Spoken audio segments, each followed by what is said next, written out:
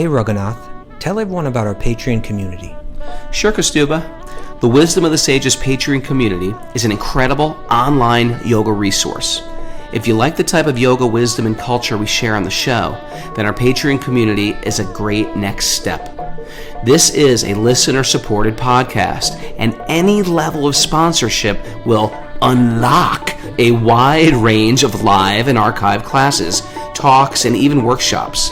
Raghunath teaches, I teach, and we have a host of other excellent teachers on topics ranging from yoga philosophy, asana classes, storytelling, Ayurveda, kirtan, cooking, meditation, and a lot more. We even have an incredible online Bhakti 12-step recovery group. So if you want to check it out, go to patreon.com/wisdom of the sages. All right, let's get it on.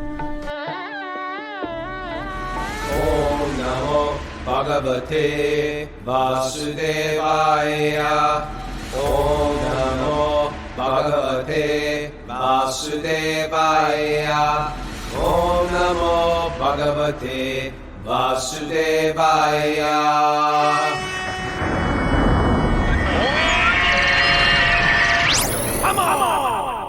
Live from New York, this is Wisdom of the Sages, a daily yoga podcast. Today I'm your host, Kaustubha Das. We don't have Raghunath here today because he's like doing some very important filming in London. But he will be back tomorrow. But we always, as always, we have Mara here. Mara, welcome. Thank you, Prabhu. Happy to be And here. we have a special guest question answerer today. Dunya, we brought her back. I think this may be your fifth time or so, fifth or sixth time you've had her, wow. something like that. Quite a few. Well, you're a regular now. We consider you part of the staff. You're on our team. We don't pay, but you're on the team. But I'm on it. Okay. But before we get started, in today's question and answer day, Mara, any announcements that need to be made? We do have some announcements today. Let's hear them. Our Bhakti Recovery Group meeting is at 9:30 a.m. today. Okay. Tina Scheid is offering an inner axis breathwork workshop for our Patreon members at 11 a.m. today. Okay. Katie Bell is offering asana class at 1:30 p.m. to our Patreon members. And then we should Okay. also announce that tomorrow's show with Shama Sundar is going to be at 2 p.m. Eastern time, right? 2 p.m. Eastern time. So that's a big shift in time. But that'll be a really fantastic show. We're bringing Shama Sundar back.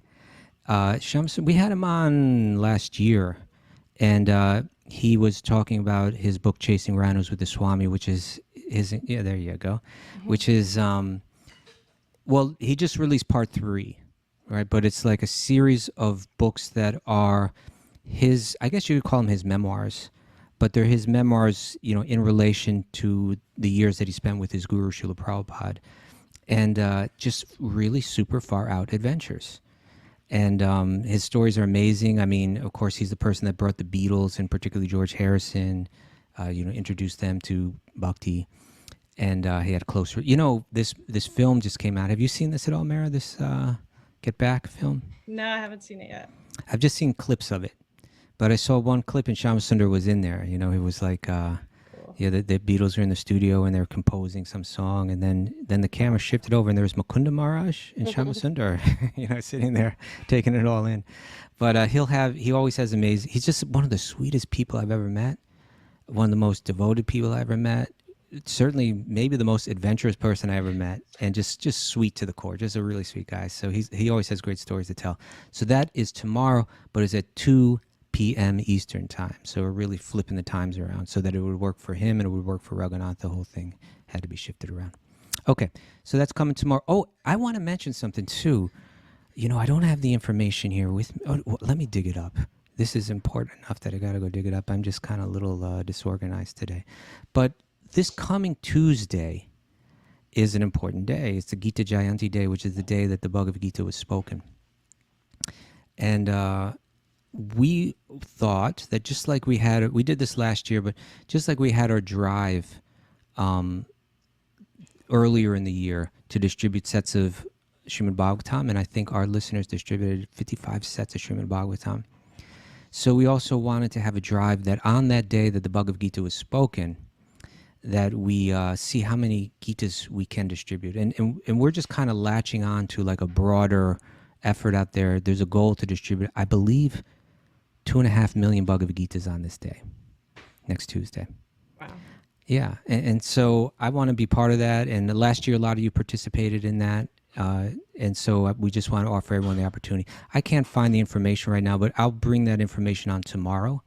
And on Monday, we're going to bring Vaisheshika Prabhu, who's like a person really involved in heading all that up.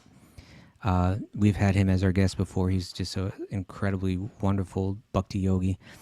He'll share more about that. And I think on Monday and Tuesday, Raghunath's not here on Monday or Tuesday. So I think we'll deal a lot with Bhagavad Gita when we have Vaisheshika. And then Tuesday, we're going to bring Paramananda on to be guest host. And he and I, that'll be the actual Gita Jayanti day, and we'll get into Gita too. We'll do something with the Bhagavad Gita. I'm not sure what we'll do, but it should be fun, whatever it is. So that's coming up. And we'll get you all the information. If you'd like to donate a set of Bhagavad Gitas or many sets or even one Bhagavad Gita, you can do that. And they will ship it like wherever you want it to go. Like if you have someone if you want to ship it to yourself, you want to give them as gifts, you can do that.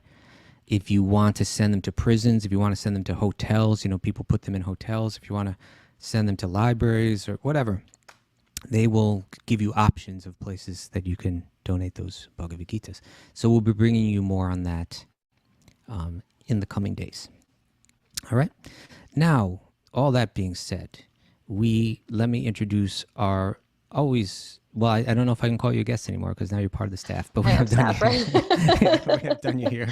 And Dunya is our friend. She's not only an incredibly talented singer and musician, but she's, let me read her bio. Dunya holds a master's degree in counselor education and holds a specialist degree in couples and family therapy.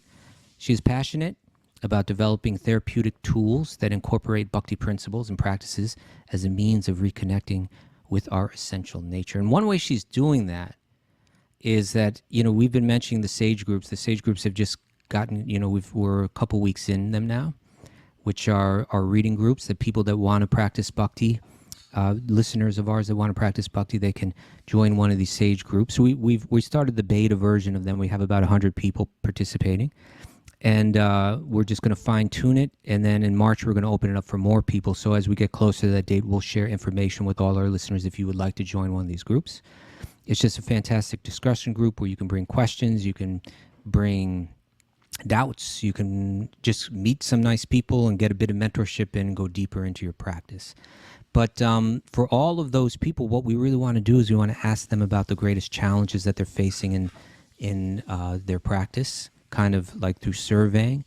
And then we'll have a team that Dunya is heading up of people that are professionals in different fields of counseling who will do all that they can to create resources to help people overcome whatever obstacles there may be there in their practice. So that's one fantastic way. And Dunya, we're just about to really kick off that work. We just got the groups, the reading group started, the discussion group started, and now we want to start to begin to pull together that team. So I'm going to be counting on you. I got to be calling you, Dunya, soon about that. We need to discuss more. Yeah. Okay. But we have some questions today, some really good and important and sometimes difficult questions. So especially that's when we need to read Dunya on. And our first one is coming from a daily Zoomer, someone who listens here with us on Zoom every morning. This is Jamie Stafford. And here's her question. You ready? Mm-hmm. Okay. She writes, first and foremost, I want to express my gratitude to you, my teachers, Raghunath, Kaustubha, and Mara, as well as for this entire community. It feels impossible to find the words to express my gratitude for the work you do and how it has changed and continues to change my life. Thank you, Jamie, for sharing that. I gave up alcohol almost 2 years ago, and it is one of the best decisions I ever made. By societal standards, I didn't have a problem, but I knew that it was no longer serving me, and I needed to let it go. I had no idea the dramatic impact that decision would have. It propelled me forward in so many ways.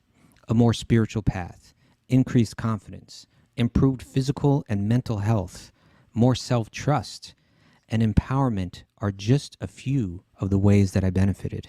Amazing, huh? I'm struggling a bit with a piece of the spiritual path, and I would love to hear your thoughts. As a woman and a mother, the vast majority of what I do is in service to others. From the moment I wake up to the moment I go to sleep, I am, even if indirectly, meditating on my family and our needs. When I quit drinking, I began to feel like I tapped into my strength, my voice, and my confidence. I no longer play small. I set boundaries, speak up for myself, and recognize my power. I take up the space I need to fill my cup so I can continue to serve. I understand and love the message of selflessness and humility. I understand and believe that everything I have and everything I am is not really mine and has been given to me by Krishna. However, a small piece of me screams a bit when I think about humility and quieting my ego. For women in other marginalized groups, is it possible that we need to get bigger and take up a bit more space before we relinquish a power we've never really even had? Very interesting question. So I wanted to hand that one off to Dunya, and maybe share a few thoughts afterward. But Dunya, could you help us with this? Yeah, it's such a Jamie's so eloquent, and it's Yeah. such a well packaged question. She gives you the whole background on her journey, and then this question, which is, it's so important. It's such a powerful question. One thing that I'll say is, oftentimes it's tempting to try and answer something like this in a way that addresses absolutely everyone in a given population. But when we get into like the categories a little bit, right, we're saying like people who are empowered or who have privilege, and then people who are disempowered or who are oppressed. You can't give the same answer to both people, right? And so if you say something like humility and selflessness are going to be the keys to spiritual life, and that's something that universally you have to develop, and you can take the difficulties in your life and use them as grist for the mill, both populations are going to hear that in totally different ways, right? And so it's truth, but at the same time, it'll be it'll be received differently and applied differently and understood differently. Exactly right. So in the case of people who are experiencing privilege or power, the instruction that goes along with that is that with increased privilege comes increased responsibility. And that's true from the Vedic standpoint, right? The higher up in society you were, the more responsibility you had to provide protection for others. And so actually, anytime that a group is disempowered or is marginalized or is oppressed, it's a failing on behalf of the people that are in power. Because, specifically, they say that there's certain groups that are supposed to be protected, right? We were talking about this a little earlier. And women, children, the elderly, Brahmins, and the cows are considered to be the vulnerable populations in society that need protection. The Vedic, I've never heard it been made like a racial distinction, because I think that it was understood that discriminating on the basis of race was like, it wasn't even necessarily a topic for discussion. They did it based on the level of vulnerability of a group. They didn't have necessarily that same historic division like we have now. So without question, the people in power, according to any spiritual society, are supposed to be developing high levels of compassion and care for these marginalized societies. So if we're a listener or a participant, and we're hearing this question, we should say, okay, what degree of privilege or power do I have, and how do I offer protection to others? And that is a spiritual service, benefits a spiritual community. And then the reason for this is because, and I think this is so important, what Jamie is emphasizing, is that if you're at a certain level of distress or oppression, it's extremely difficult to practice spiritual life. There's that hierarchy of needs created by Abraham Maslow. It's a triangle, and it says that if your basic needs for safety, belonging, self-esteem, connectedness, if those aren't met, your ability to access self-realization can become quite aggravated on a societal level. We're talking about the societal structure and the responsibilities of society. Right. What's interesting about Bhakti, though, is that Bhakti says that there's literally nothing that can stop you. There's literally nothing that can stop you. There's no level of oppression. There's no level of disempowerment. There's no level of marginalization that bars you from practicing Bhakti, because Bhakti is about the love that you have for Bhagavan, the love that you have for Krishna, for, higher power in your heart. And so that allows you to take any given configuration and use that in the service of Krishna. And so this feeling of being let down by the people in power it's a classic, in reading Bhagavatam, I'm sure you guys have encountered it. It's like a classic theme, Sure. which is like, man, I trusted this king and he let me down, or I trusted my husband or wife and they let me down, or I trusted this whatever and they let me down, So that feeling of being disillusioned with the way the material world is not set up for our highest good, in a material sense, it increases our propensity to surrender to Krishna. So I think it's a really important question that has some nuance. The other thing that I'll add is I'm sure that people have experienced this, that different life skills and life lessons. I experienced this in my clinical work. Different skills and different life lessons will make their appearance and become extremely important during certain times. And sometimes another quality will need to be emphasized at another time. So let's say in overcoming substance abuse or, whatever, there's a certain like expansion. I need to get big. I need to create boundaries. I need to have discipline. A lot of sort of masculine energy, right? I need to become structured. I need to be able to say no. I need to become assertive and stand up for myself. And that might be one level of lesson. And then at another time, another level of lesson might be, how do I cultivate nurturing? How do I get quiet and still my mind? How do I become contemplative? How do I remove myself a little bit? How do I create? So it's not to say that, becoming big and expressing my voice, then and now I'm just going to put that across the board. I think that is when one becomes a spiritualist, I think we start realizing how we need to plug in spiritual qualities very specifically in certain circumstances. So I would say that yes, using your voice, especially to advocate for the safety and well-being of the disempowered, is essential in any spiritual community. And if you can extend that to others, even better. Many people find that the empowerment that they don't feel in their own lives, they can experience in advocacy. But at the same time, we shouldn't let that be kind of like a non sequitur for developing the mood of humility and for developing the mood of softness and the mood of surrender. But humility and softness, those are deep inner qualities. And there's no contradiction necessarily between being humble and selfless and also standing up for what is right. I think those are actually qualities that go really great together. Thank you for that answer. There are two things at play. Like a bhakti yoga practitioner, they're simultaneously dealing with two worlds in one sense, right? There's the external world that we're living in, which we understand is temporary, which we understand is unreal in one sense. And then there's the spiritual realm, which requires an incredible depth of all those qualities, that we consider spiritual, like humility, and it seems like much of our challenge in this world is learning how to be in this world and be responsible in the roles that we need to play. And at the same time that not become contradictory to the developing the kind of the deep spiritual insight and perception and humility and those qualities, which if you take them and put them in the material realm, it almost looks like you're someone that's just going to get run over by everything, right? It's like, so it was a fantastic question. Perhaps it has something to do with also with like not only like the need to be respected, like even in external ways, like to be slighted in some way, like, no, I'm going to stand up and not let them speak to me that way. I'm not saying that that's never a concern. In certain realms, it becomes an important concern.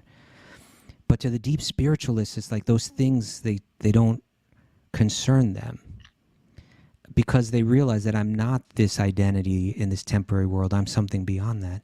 But at the same time, I was thinking from Jamie's question, part of this may also have to do with her own ability to serve, right? If like the external, if I'm not receiving enough respect that I can fully serve, that my propensity to serve is somehow being limited, well, then there's a need to speak up for sure, at least if something positive can be done on that level. So it's spiritual life is that it's a fine line to walk, when to stand up and when not to, when to let something go, and when it's important not to.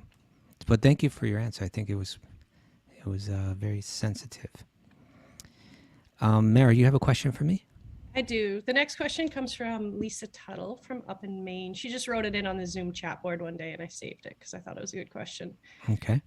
She writes, And she's here with us this morning, I she think. is. All right. If we don't have Krishna Bhakti Kirtan nearby, is Shiva Bhakti Kirtan the same? Okay, that's a good question.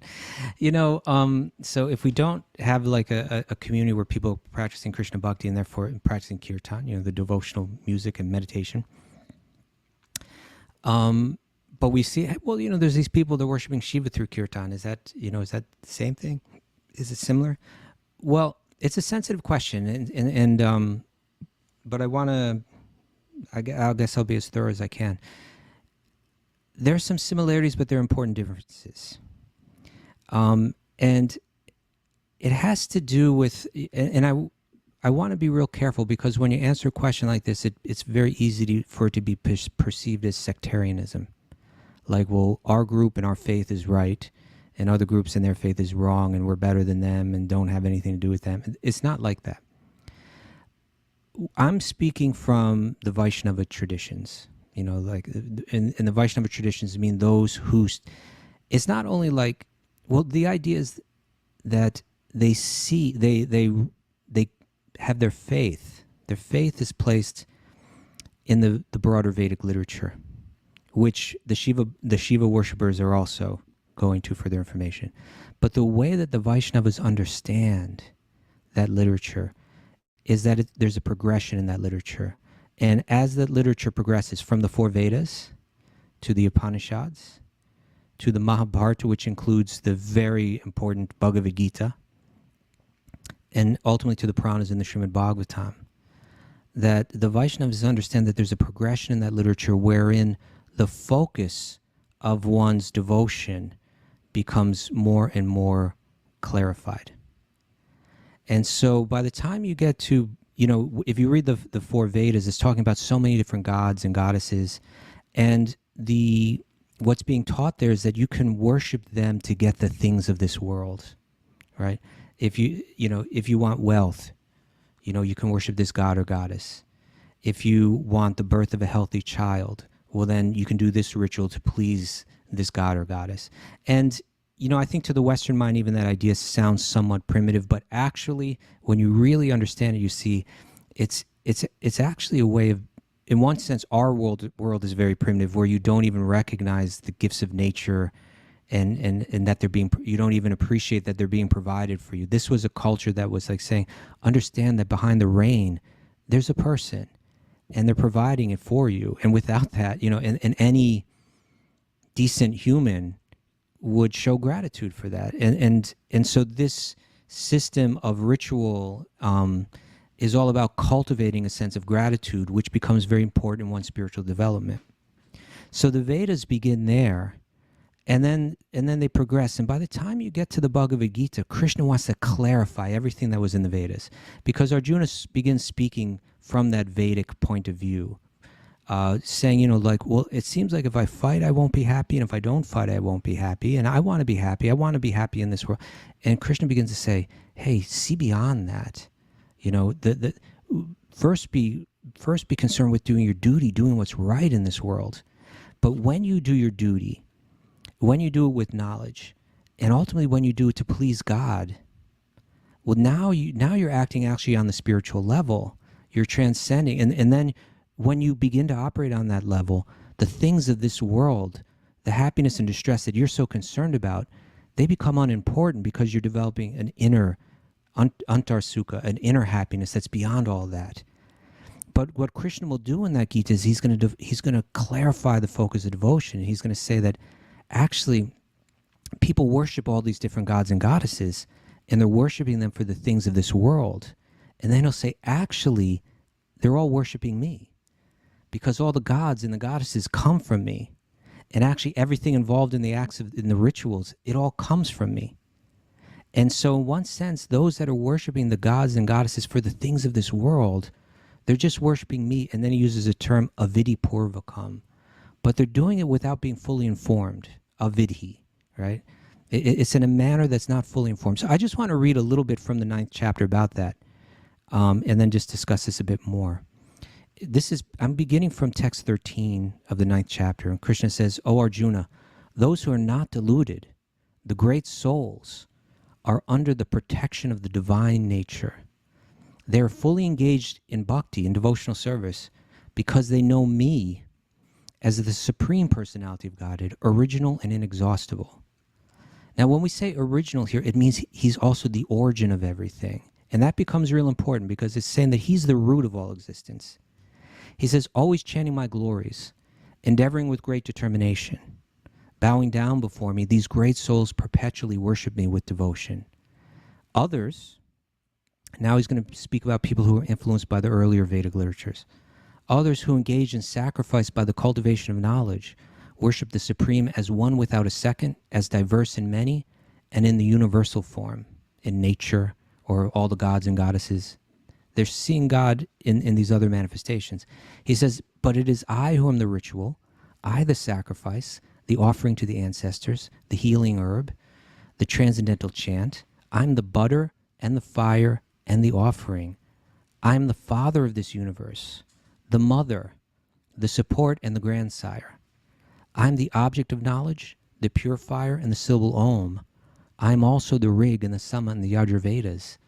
I'm the goal, the sustainer, the master, the witness, the abode, the refuge, and the most dear friend. I am the creation and the annihilation, the basis of everything, the resting place, and the eternal seed.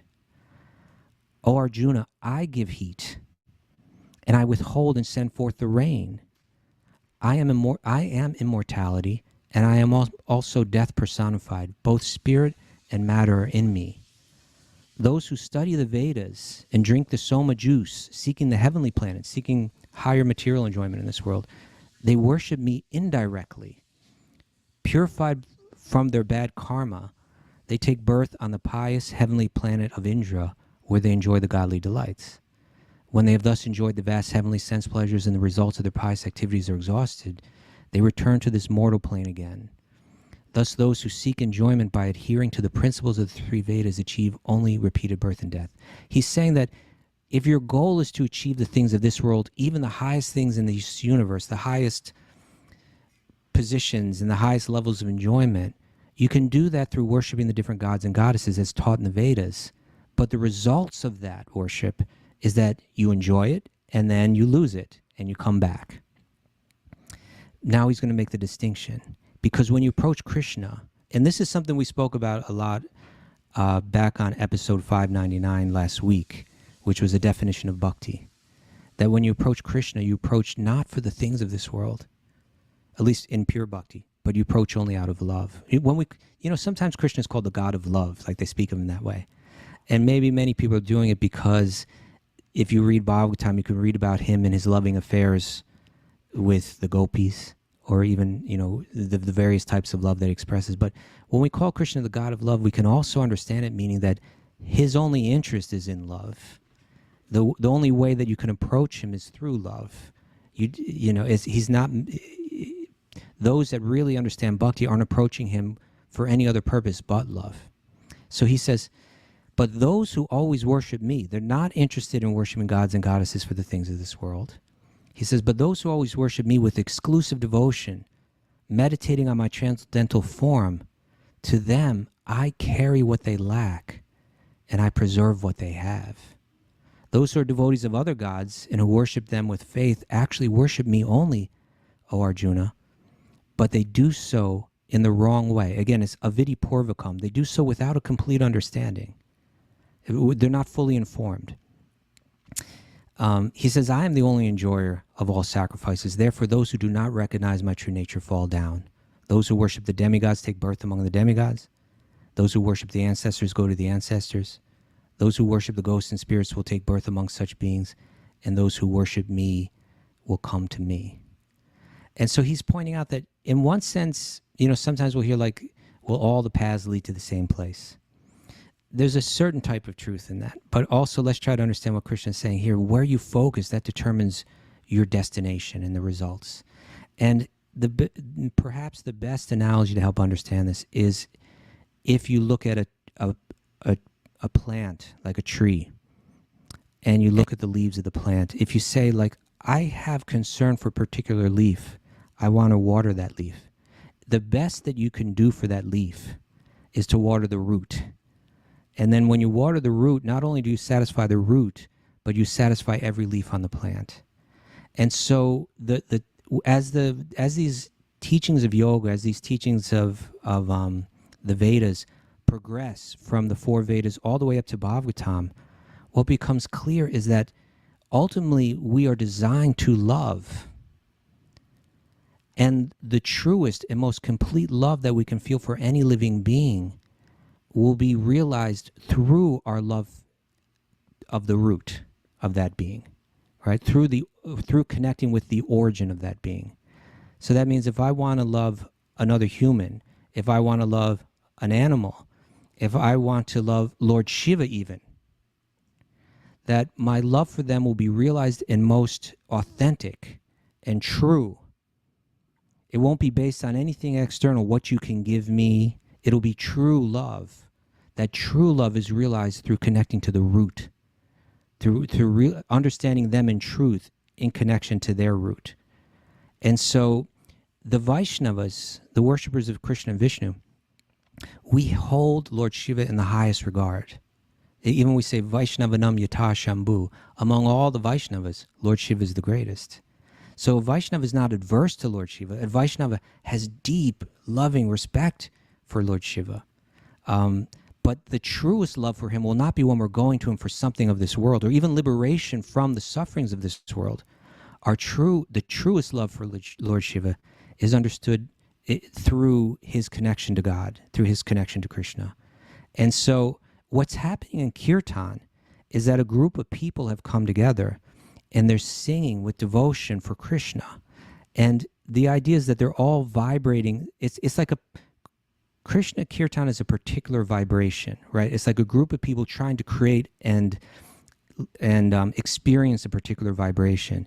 And it becomes powerful when everyone's on the same page and everyone's thinking, we're not doing this for money. We're not doing this for fame. We're not doing this for any material purpose.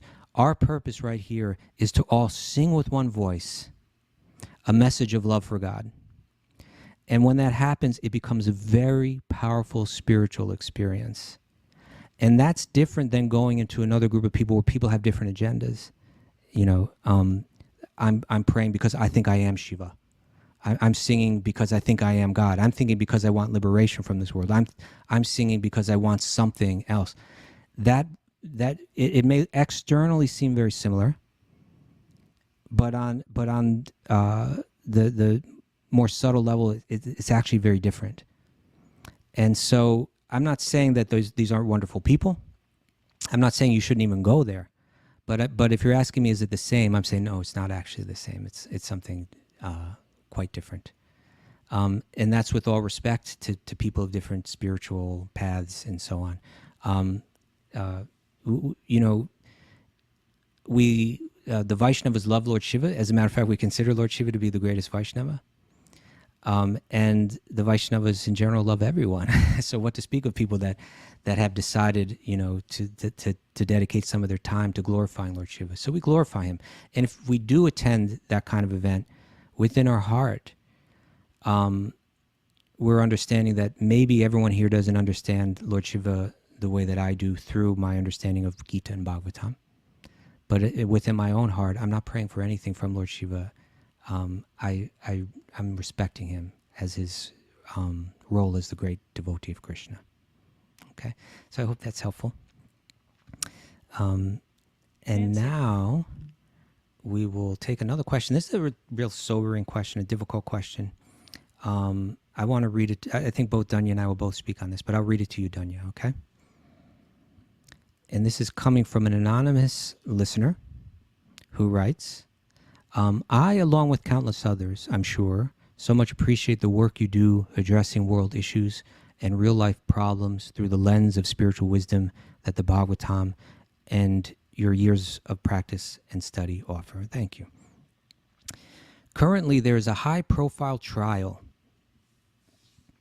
dealing with sexual abuse and trafficking of minors. In my opinion, this is a real pandemic with countless politicians, business leaders, and entertainers involved. A photo of this trial of the Pope and the defendant was released, and it brought to mind all the horrors committed within spaces which are sought for their safety and integrity, specifically spiritual communities. Okay, here come the questions. How can we understand the presence of child abuse in all its forms within religious and spiritual organizations? How should justice be pursued, and what are the limits of mercy when dealing with this specific atrocity and the fallout dealt with by victims as well as followers or believers of a spiritual leader or faith? And lastly, how are we to understand and deal with leaders involved in positions of power who are either directly or indirectly involved? Thank you for tackling these difficult yet important questions, and may we as a community stay alert to protecting children with gratitude. Anonymous. So one of the I always like to bring Dunya on because she's got so many qualifications and insights that Raghunath and I don't have. But on this one, she's also has a particular qualification because Dunya sits on, she's a member of the CPO, which is the Child Protection Organization, correct? Child Protection Office. It's the Child Protection Office, which is the International Society for Krishna Consciousness's agency for dealing with child protection. So, Dunya, why don't you share your thoughts on this first? Yeah. So what I am is a member of the Child Protection Volunteer Team here in Alatra, and I've done service as an adjudicator and a few other projects with the Child Protection Office. So over the years, I've become a little familiar with, what they're trying to do. And I think that this person really understands the severity and the complexity of these issues and how really terrible it is that, like you said, people are seeking shelter and they're seeking safety in these institutions that propound such a high philosophy. And specifically in our society, we propound the protection of women and children, like we spoke on earlier. So it is a really egregious offense when those people find themselves victimized where they sought safety. So there's no question the gravity and the severity of the situation. What I will say is it's a really important question because what it brings to mind for me specifically, anytime that I work with other members of the Child Protection Office or my Child Protection team, what we keep harping on, and this is a part of our training, and secular child protection organizations will say the same thing, which is the most difficult struggle in child protection is going to be like case management, adjudication, and then kind of the carrying out of justice by the nature of the offense and by the nature of the systems that are so difficult to put in place. That's actually the hardest issue to deal with. It's the most complex. It's the trickiest, the enforcement piece, right? The justice piece. Actually, the greatest good is done in prevention and education because child abuse is preventable. And there's so much education that needs to be done about the safety that needs to be in place, educating adults, educating children, educating educators. That's actually where the most powerful work can be done, because if you get ahead of the wave, if you get ahead of the curve, then that's actually where it's not just about preventing children from being abused. It's actually encouraging and educating our children in a way that amplifies and uplifts. The mission is not just keep them safe so they're not abused. That should be a basic human right for everyone. It's actually, how do we create an environment that fosters their spiritual growth and care? So all of this to say that it can be extremely frustrating when you look at the after effects and go, okay, well, how do we fix this?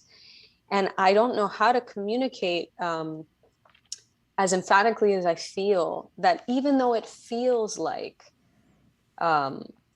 we're not doing enough on the justice and enforcement piece, actually a huge element in justice and enforcement gets handled by education and prevention.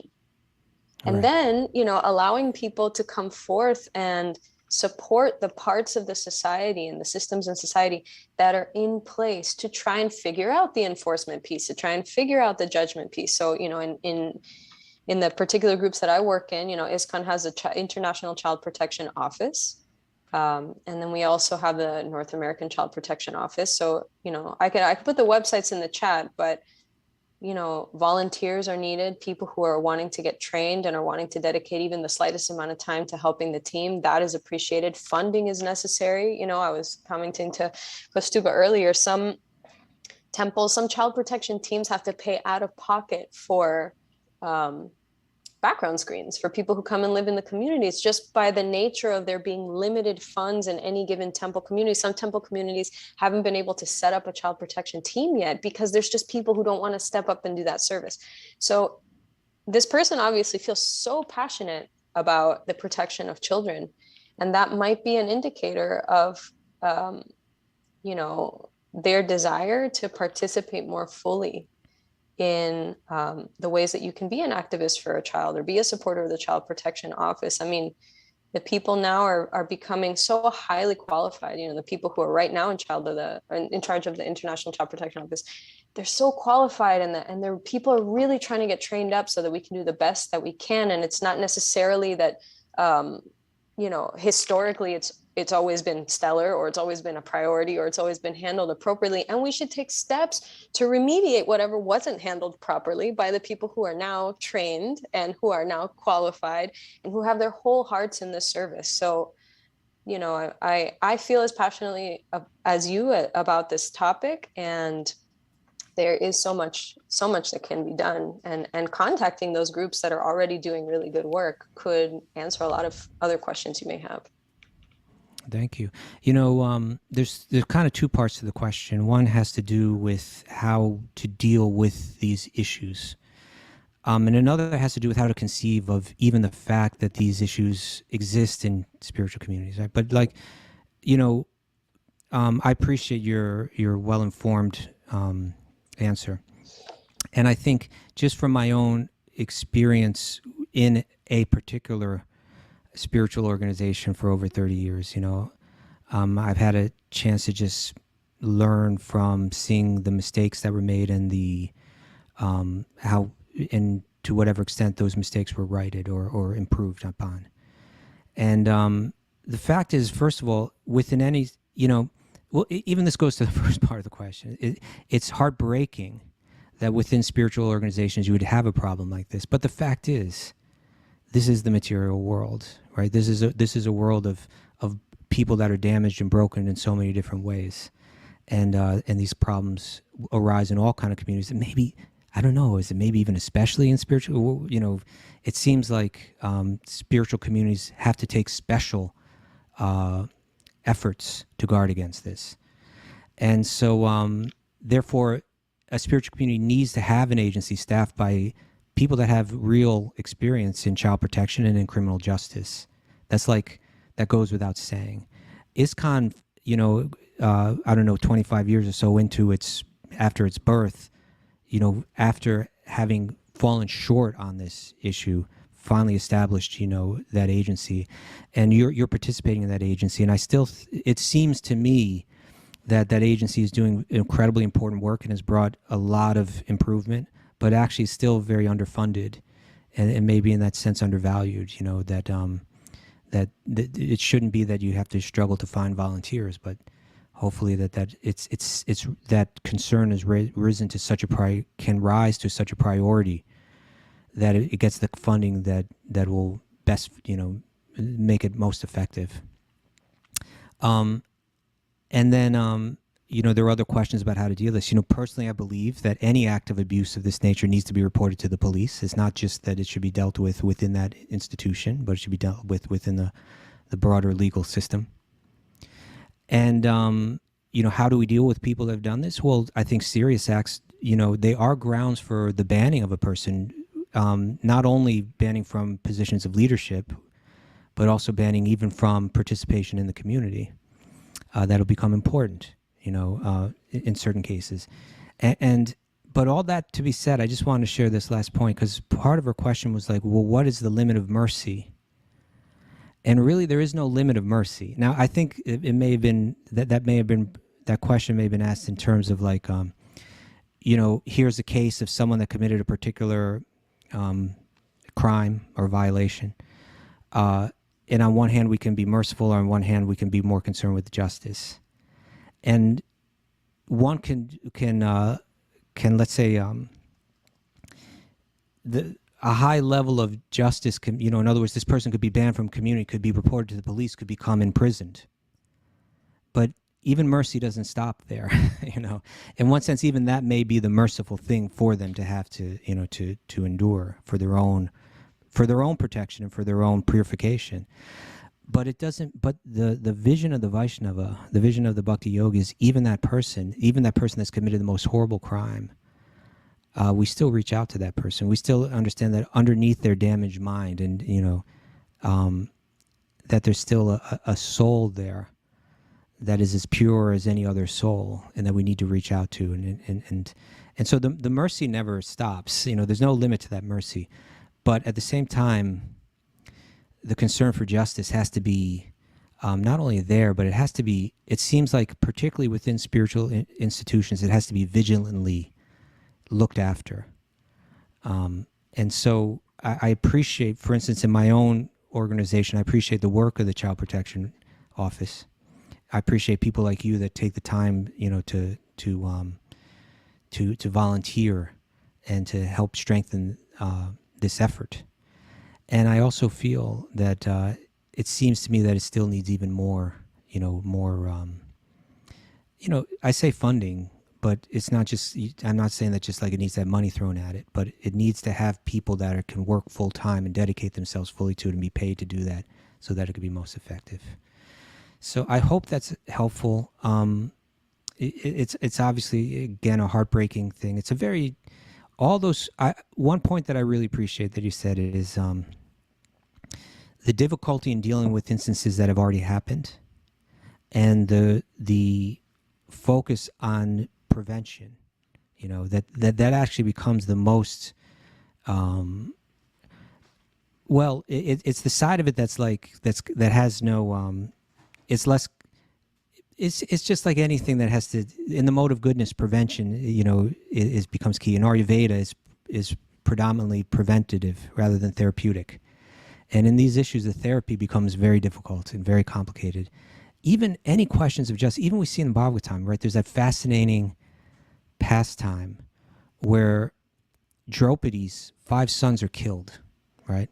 Killed at night in their sleep.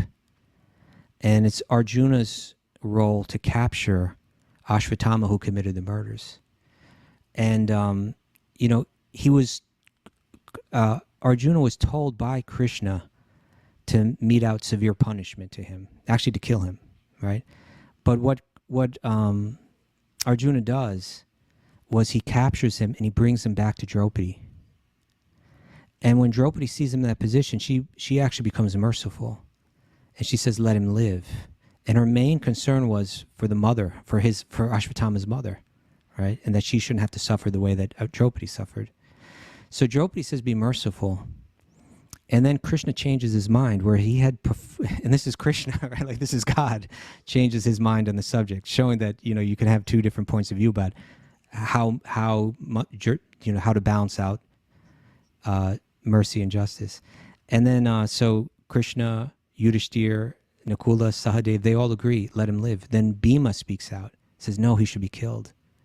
And so we see here that you have great Vaishnavas, greatly, deeply spiritually realized people, people that all were very well trained in Dharma, and people that had real skin in the game because they had lost their own children.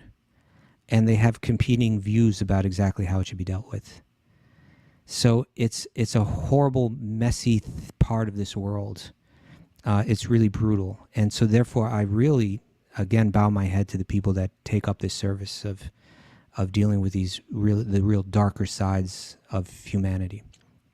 But again, most important, you know, for this person who wrote the question, for others, here's an opportunity. You know, within the International Society for Krishna Consciousness, there's the Child Protection Office. Within other spiritual organizations, they also have opportunities to get involved in the education and the prevention. That's the most positive thing that we can do moving forward, is to try to make that as well broadcast that type of education and information, and putting the proper protocols into place to protect the most vulnerable, because that, as you mentioned, it really lies at the heart of Dharma, is to protect those that are most vulnerable. So thank you, Dunya, and thank you for the anonymous writer of this question. Okay, we got maybe time for one more, Mara? All right, sounds good. The next question comes to us from Margot Pera. Okay.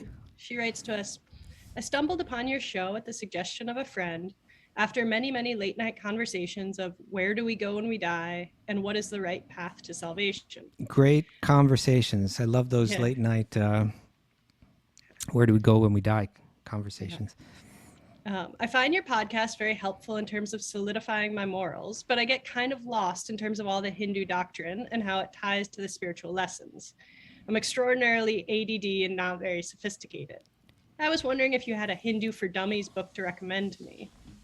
Thank you guys for sharing your stories. I especially enjoyed the story where Raghu was running in New York with his wife after the stock market crash and found out that they were on the waiting list after 15 years. It's given me hope in dark times. Well, that was a Krishna miracle for sure. And we're also ADD and not very sophisticated. So we'll do our best. But it's a really good question, and I appreciate this. I know that we have a lot of listeners in Margot's position, that people that came through Joe Rogan or found us in different ways. You know, some people come through the yoga tradition and they're already somewhat informed in these kind of things. Some people coming through the yoga tradition and they're not so informed on these things. And so we have a lot of listeners, and it's challenging that we're reading Srimad Bhagavatam, which is going to have a lot of concepts, a lot of terminology that are new or foreign to a person. So thank you for, Margot, for listening through that and hanging in there. And, you know, it is a topic that Raghunath and I are concerned with. We've had an idea. Raghunath and I have a lot of ideas that haven't yet manifested. One is that we would like to make little 5-minute videos that deal with a lot of the concepts that we speak about and just explain them in real simple terms, and then just be able to refer people to those. So who knows, maybe in the coming year we'll be able to get into that kind of work. But you're asking for recommendations for books, and you asked for a recommendation kind of like a Hindu for Dummies kind of book. I'm going to recommend 2 books. One is short and easy, and one is much longer, not difficult to read, but it's just a greater commitment. The first one is called The Hidden Glory of India, and the author's name is Stephen Rosen, who's a friend of ours. And that book is presented, it's a very visual book. And its format is like, I don't know what the name of this genre is, but kind of like these travel books. Like if you're going to go visit a city or a country, and they're kind of like they have these fold out pages, and when you look at that page, it has like insets. Is that insets? Is that the right word? Or inserts? You know, on the edges of the pages. So like you'll open it up, and it'll be covering a particular topic, and it'll have content on that topic in general, a lot of photographs, and then on the edges of the pages it'll be highlighting subtopics that are related to that.